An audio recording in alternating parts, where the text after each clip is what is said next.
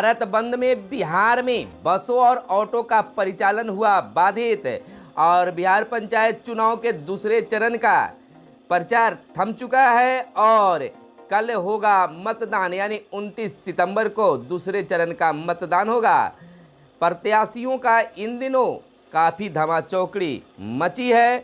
बिहार विशेष दर्जा नहीं, आर्थिक पैकेज मांगेगा। केंद्र सरकार युवा डॉक्टरों को फुटबॉल न बनाए, सुप्रीम कोर्ट।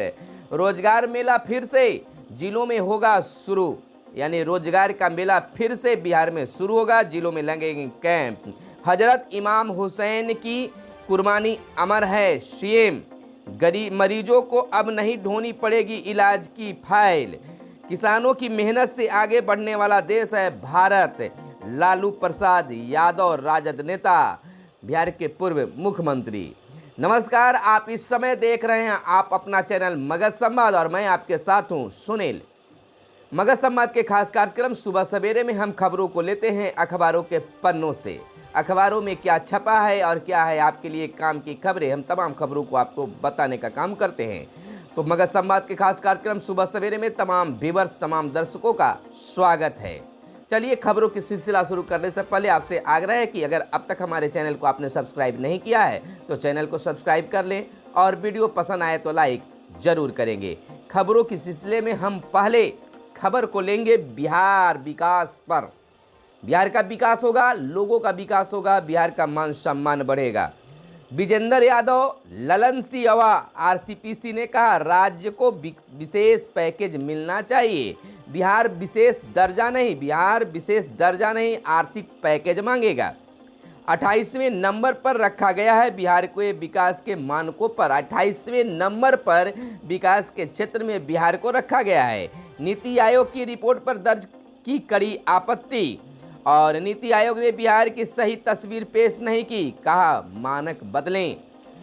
फाइनेंस कमीशन ने भी कहा है पिछले राज्यों को आर्थिक पैकेज मिले। आपको बता दें कि बिहार अब विशेष राज्य का दर्जा नहीं बल्कि विशेष पैकेज की मांग करेगा।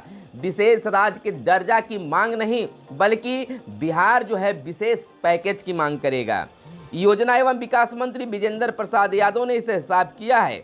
सोमवार को उन्होंने पत्रकारों से कहा कि विशेष दर्जे की मांग करते करते हम लोग अब थक चुके हैं। इसके लिए कमेटी बनी जिसकी रिपोर्ट भी आई पर कोई नतीजा नहीं सामने आया। इस मुद्दे पर जदयू के राष्ट्रीय अध्यक्ष ललन सिंह और केंद्रीय इस्पात मंत्री आरसीपीसी ने भी कहा है कि अब आर्थिक पैकेज की बात हो रही है। जो भी प्रदेश राष्ट्रीय मानक से पीछे हैं उन्हें विशेष सहायता मिलनी चाहिए। हमारे नेता नीतीश कुमार इस बात को बराबर उठाते रहे हैं। यानी कि कुल मिलाकर अब बिहार को विशेष राज्य की दर्जा नहीं बल्कि विशेष पैकेज की जरूरत है। खैर कुछ भी मांग लीजिए, बिहार का विकास होना चाहिए। चाहे बिहार के विशेष दर्जा की मांग कर लीजिए या बिहार में विशेष पैकेज का, आर्थिक पैकेज का मांग करिए, किसी भी हाल में बिहार का विकास होना चाहिए।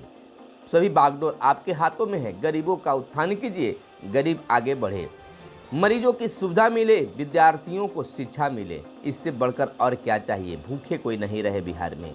चाहे आप जो मांग लीजिए, केंद्र से मांग होनी चाहिए और बिहार को भी दर्जा मिलनी चाहिए, आर्थिक पैकेज मिलना चाहिए। भले ही आप विशेष राज्य का दर्जा दे या न दे, आर्थिक विशेष पैकेज जरूर दें। इधर सुप्रीम कोर्ट का बड़ा बयान है। केंद्र सरकार युवा डॉक्टरों को फुटबॉल न बनाए, नाराजगी जताई गई है। नीट एसएस मामले में सुप्रीम कोर्ट ने सरकार को लगाई है फटकार। परीक्षा प्रारूप में बदलाव से संतुष्ट न होने के आदेश पारित करेगा। यानी उच्चतम न्यायालय ने सोमवार को नीट एसएस परीक्षा के प्रारूप में अंतिम समय में किए गए बदलाव को लेकर केंद्र सरकार को कड़ी फटकार लगाई है। शीर्ष अदालत ने चेताया कि केंद्र सरकार सत्ता का खेल में युवा डॉक्टरों को फुटबॉल न बनाए। अगर अदालत परीक्षा प्रारूप में बदलाव को लेकर दी गई दलीलों में संतुष्ट नहीं होती है तो इसके खिलाफ आदेश पारित किया जा सकता है। इधर बिहार में पंचायत चुनाव की सरगर्मी उफान पर है। पहला चरण का चुनाव हुआ, मतगणना भी हुआ और ज़्यादातर इसमें मुखिया हार गए हैं और नए लोगों को प्रतिनिधि चुना गया है, नए लोग मुखिया बने हैं। दूसरे चरण का चुनाव यानी मतदान 29 सितंबर को होगा, यानी कि बस अगले दिन, आज नहीं कल होगा, यानी अगले दिन होगा। तो दूसरे चरण का भी चुनाव हो जाएगा, मतगणना भी हो जाएगा और फिर तैयारी तीसरे चरण की होगी। इस तरह से 11 चरणों में बिहार में चुनाव होना है। तो बिल्कुल हर तरफ केवल चुनाव का ही चर्चा लगा हुआ है, हर तरफ चुनाव की ही बातें हो रही है, चुनाव पर चर्चा ही चर्चा हो रहा है। तो विशेष तौर पर इन दिनों मुख्य रूप से पंचायत चुनाव की पंचायतें बैठ रही है, सरगर्मी तेज है। तो बिल्कुल दूसरे चरण में आप भी अपना मत दें। आप अगर उस क्षेत्र से आते हैं तो निश्चित तौर पर अपना वोट जरूर डालें, ताकि अच्छे प्रतिनिधि चुनकर सामने आएं। अगली खबर को हम लेते हैं मुख्य रूप से भारत बंद।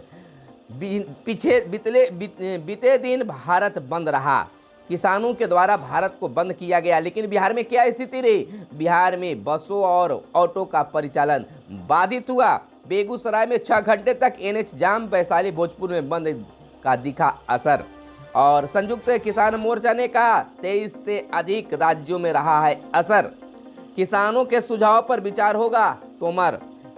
केंद्रीय कृषि मंत्री नरेंद्र सिंह तोमर ने किसान संगठनों से आंदोलन का रास्ता छोड़कर बातचीत करने का अनुरोध किया है। सोमवार को उन्होंने कहा है कि किसान संगठन को भी सुझाव देंगे, उस पर खुले मन से विचार किया जाना चाहिए। हरियाणा पंजाब में बंद असरदार रहा। महागठबंधन ने कहा आंदोलन जारी रहेगा। बिहार की अगर बात कर ले तो बिहार में महागठबंधन के नेताओं ने कहा आंदोलन जारी रहेगा जब तक किसानों की मांगे पूरी नहीं होती है। आधार की तर्ज पर कार्ड में सेहत की जानकारी, रिकॉर्ड ऑनलाइन रहेगा। आधार की तर्ज पर प्रधानमंत्री नरेंद्र मोदी ने सोमवार को आयुष्मान भारत डिजिटल मिशन की शुरुआत की और कहा कि इसमें स्वास्थ्य सुविधाओं के क्षेत्र में क्रांतिकारी बदलाव लाने की ताकत है। इस मिशन के तहत प्रत्येक नागरिक को एक हेल्थ आईडी और डिजिटल स्वास्थ्य पहचान पत्र प्रदान किया जाएगा। भविष्य में उनके स्वास्थ्य के सारा रिकॉर्ड उनकी डिजिटल आईडी में रखा जाएगा। 6 केंद्र शासित राज्यों में पहले से ही इसका पायलट प्रोजेक्ट चल रहा है और निश्चित तौर पर बिहार में भी यह प्रोजेक्ट चलेगा। राज्य में ठनका से 6 की मौत, कई जिलों में अलर्ट जारी किया गया है। आपदा प्रबंधन विभाग ने लोगों से घरों से न निकलने की अपील की है। दोपहर को हुई बूंदाबांदी के कारण गर्मी से मिली है राहत। और इधर थोड़ा राजनीति की बातें कर लेते हैं। विधान परिषद उपचुनाव में जदयू की रोजीना निर्विरोध निर्वाचित हुई है, बिहार की एक खबर है। और बिहार विधानसभा परिषद के पूर्व संसद सदस्य तनवीर अख्तर के निधन से रिक्त सीट पर उनकी पत्नी एनडीए प्रत्याशी रोजाना नासिद निर्विरोध निर्वाचित हो गई है। तो हम आपको बता दें कि जर्मनी के चांसलर एजेंडा मार्केल सरकार का अंत। और आगे की अगर बातें कर लें तो यूपीएससी में जलवा, एनटीएसई पिछड़ा जा रहा है बिहार के विद्यार्थी। यूपीएससी में जलवा और एनटीएसई में पिछड़ा जा रहा है बिहार के विद्यार्थी। इस पर भी ध्यान देने की जरूरत है। एक बार फिर से रोजगार मेला लगना शुरू होगा। रोजगार मेला फिर से जिलों में होगा। कोरोना के कारण ऑनलाइन लग रहा है जॉब कैंप, कम लोगों को मिल रहा है रोजगार। तो एक बार फिर से नौकरी मिलने की उम्मीद जगी है। कैंप लगाई जाएगी जिलों में और विभिन्न कंपनियां इसमें भाग लेगी। कोरोना के घटते मामलों के बाद ऑफलाइन होगा रोजगार मेला। मौजूदा वित्तीय वर्ष में 1500 लोगों को ही मिला है ऑनलाइन रोजगार। और हजरत इमाम हुसैन की कुर्बानी अमर है। सीएम मुख्यमंत्री नीतीश कुमार ने चिल्लुम के अवसर पर हजरत इमाम हुसैन और तमाम शोहदाए करबला को याद करते हुए उन्हें अपनी श्रद्धांजलि पेश की है और कहा कि हजरत इमाम हुसैन की कुर्बानी अमर है। चेहल्लुम पर सुरक्षा व्यवस्था की चाक चौबंद व्यवस्था की गई है। भारत बंद के समर्थन पर सड़क पर उतरे विपक्षी दल बिहार में। और पूर्व मंत्री खालिद रशीद सब्बा का निधन। किसानों की मेहनत से आगे बढ़ने वाला देश है भारत, लालू प्रसाद यादव का कहना है। मरीजों को अब नहीं ढोनी पड़ेगी इलाज की फाइलें, इसकी सुविधा दी जा रही है। हर मरीज इसका यूनिक आईडी बनेगी और उसमें सारी सुविधा उसको मिलेगा। बंगाल में दिलीप घोष के साथ हाथापाई हुई। कश्मीर में घुसपैठ की कोशिश नाकाम। और इंटरमीडिएट की सेंटर परीक्षा अब 19 अक्टूबर से। बोर्ड द्वारा अक्टूबर के दूसरे सप्ताह में प्रश्न पत्र भेजा जाएगा। इंटरमीडिएट सेंटर परीक्षा का शेड्यूल जल्द ही जारी किया जाएगा। और केंद्र सरकार की कई पहलियां आगे आई है। इधर पेट्रोल डीजल में बड़ा उछाल संभव है। सबसे पहले भव्य राजपथ बनेगा। सेंट्रल विस्टा परियोजना में सबसे पहले नया भव्य राजपथ सामने आएगा। और स्टील कारोबारी से 300 करोड़ का कालाधन मिला है।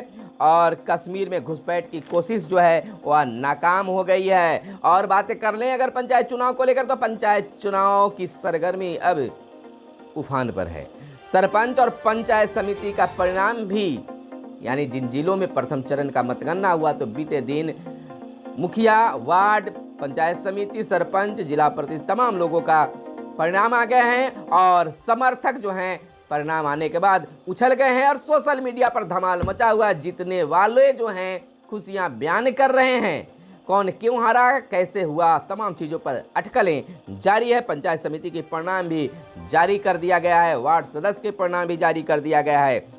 घरों पर से पोस्टर और बैनर हटाने का भी निर्देश पदाधिकारियों के द्वारा दिया गया है कि अगर घरों पर अगर बैनर पोस्टर लगाए गए हैं दूसरे चरण के चुनाव को लेकर, तो वहां से पोस्टर और बैनर भी हटा लें, और नहीं तो आचार संहिता उल्लंघन में कार्रवाई होगी। और कई जगह महागठबंधन के नेताओं और किसानों के द्वारा हाईवे नेशनल को भी जाम किया गया। तो बिल्कुल तमाम खबरों से मैंने आपको अपडेट करने की कोशिश किया है। फिर मिलते हैं अगले वीडियो में, तब तक के लिए दीजिए इजाजत। धन्यवाद। जय हिंद, जय भारत, वंदे मातरम।